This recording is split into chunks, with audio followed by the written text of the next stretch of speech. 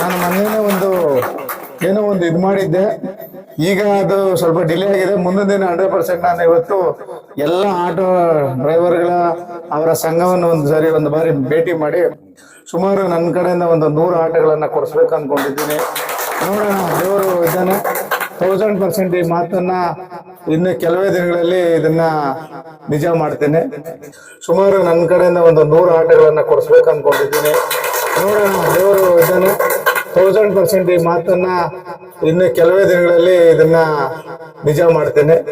ಏನು ಮುಳಬಾಗಿಲನ್ನ ನೂರು ಬಂಡೆಯಲ್ಲಿ ನಮ್ಮ ಸ್ನೇಹಿತರು ಸಹೋದರರಾದಂಥ ಮುನ್ರಾಜ್ ಅವರು ಒಂದು ಚಿಕ್ಕ ಮನೆ ಕಟ್ಕೊಂಡಿದ್ದಾರೆ.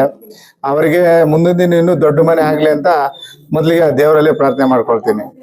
ಏನು ಅವರು ಆಟೋ ಡ್ರೈವರ್ ಆಗಿ ಪಾಪ ತುಂಬ ವರ್ಷಗಳಿಂದ ಒಬ್ಬ ಆಟೋ ಡ್ರೈವರ್ ಜೀವನ ಹೆಂಗಿರ್ತದೆ ಕಷ್ಟ ಅಂದರೆ, ಅವರು ಮಕ್ಕಳನ್ನ ಒಳ್ಳೆ ಸುಸಜ್ಜಿತವಾದ ಒಂದು ಶಾಲೆಯಲ್ಲಿ ಹಾಕೋದಕ್ಕಾಗಲ್ಲ, ಒಂದು ಸುಸಜ್ಜಿತವಾದ ಒಂದು ಊಟ ತಿನ್ನೋದಕ್ಕಾಗಲ್ಲ.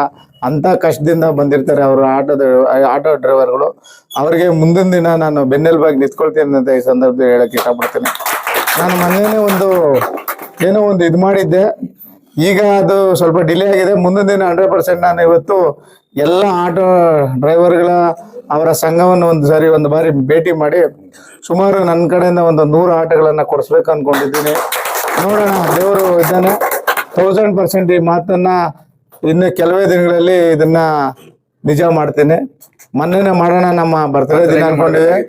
ಬರ್ತ್ಡೇ ದಿನ ಮಾಡಿದ್ರೆ ಸುಮ್ಮನೆ ನೋಡಿ ಇವಾಗೆಲ್ಲ ಬಂದಿವ್ರು ಇದು ಮಾಡ್ತಾರೆ ಅನ್ಕೊಳ್ತಾರೆ. ನಾವು ಇಲ್ಲಿ ಒಂದು ಸೇವೆ ಮಾಡ್ತಾ ನಾವು ಒಂದು ಪಾರ್ಟಿನಲ್ಲಿ MLA ಆಗ್ಬೇಕಂತ ಬಂದಿದ್ದೀವಿ. ನಮ್ಮ ಪಾರ್ಟಿ ಕಾಂಗ್ರೆಸ್ ಪಾರ್ಟಿ. ಹಾಗಾಗಿ ಎಲ್ಲ ನಮ್ಮ ಹೈಕಮಾಂಡ್ಗಳೆಲ್ಲ ಒಂದು ಬಾರಿ ಚರ್ಚೆ ಮಾಡಿ ಅವರ ಒಂದು ನೇತೃತ್ವದಲ್ಲಿ ಎಲ್ಲರನ್ನು ಕರೆದು 100 ಆಟೋಗಳನ್ನ ಫ್ರೀಯಾಗಿ ವಿತರಣೆ ಮಾಡೋಣ ಅನ್ಕೊಂಡಿದ್ದೀವಿ ಮುಂದಿನ ದಿನ. ಅದೇ ರೀತಿ ಮುಂದಿನ ದಿನ ಇನ್ನೂ ಒಳ್ಳೆ ಒಂದು ಯೋಜನೆಗಳಿದೆ, ಅದನ್ನೆಲ್ಲ ನಾವು ಬಹಿರಂಗ ಪಡಿಸಲ್ಲ. ಮುಂದಿನ ದಿನ ನಮ್ಮದೇ ಆದಂಥ ಒಂದು ಸೇವೆ ಈ ಮುಳಬಾಗಿಲಲ್ಲಿ ಇರ್ತದೆ ಅಂತ ಹೇಳೋದಕ್ಕೆ ಇಷ್ಟಪಡ್ತೀನಿ. ಯಾಕೆಂದ್ರೆ ನಾವು ಕೆಲಸ ಮಾಡಿ ತೋರಿಸ್ಬೇಕು, ಸುಮ್ಮನೆ ಹೇಳೋದಲ್ಲ.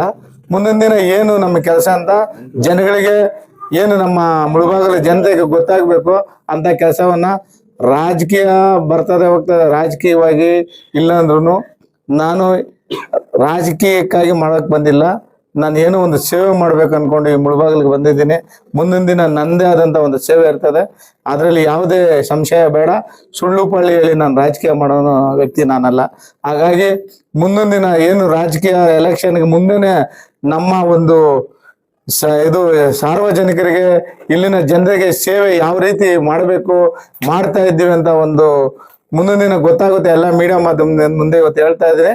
ಮುಂದಿನ ದಿನ ನಮ್ಮ ಸೇವೆ ಏನು ಇಲ್ಲಿ ಸುಮ್ಮನೆ ಬಹಳ ಹದಗೆಟ್ಬಿಟ್ಟಿದೆ ನಮ್ಮ ಮುಳಬಾಗಿಲು.